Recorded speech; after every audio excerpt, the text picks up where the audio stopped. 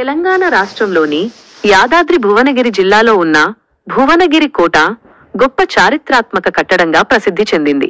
దీని చరిత్ర, విశిష్టత, ప్రాముఖ్యతలు ఇప్పుడు తెలుసుకుందాం. భువనగిరి కోట చరిత్ర.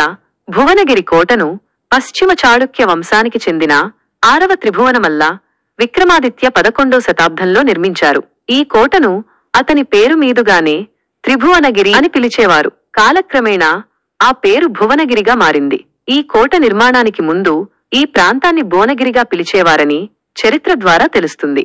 అయితే ఆ తరువాత ఈ కోట కాకతీయుల పాలనలో ఎంతో అభివృద్ధి చెందింది. ఆ తరువాత కుతుబ్ షాహీలు, మొఘలులు, నిజాం పాలకులు ఈ కోటను పాలించారు. వీరంతా తమదైన శైలిలో మార్పులు చేర్పులు చేశారు.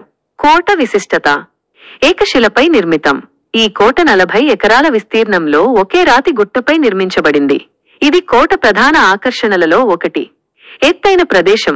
చుట్టూ ఉన్న పరిసర ప్రాంతాల కంటే ఎత్తులో ఉండటం వల్ల కోట సైనిక పరంగా వ్యూహాత్మక ప్రయోజనాన్ని కలిగి ఉండేది. అందమైన నిర్మాణం.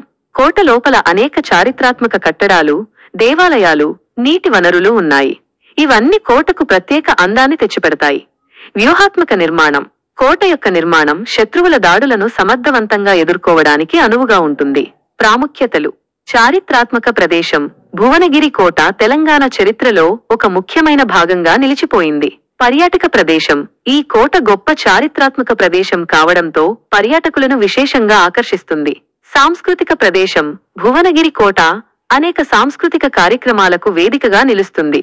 భువనగిరి కోట తెలంగాణ వైభవాన్ని చాటే గొప్ప కట్టడాలలో ఒకటి. దీనిని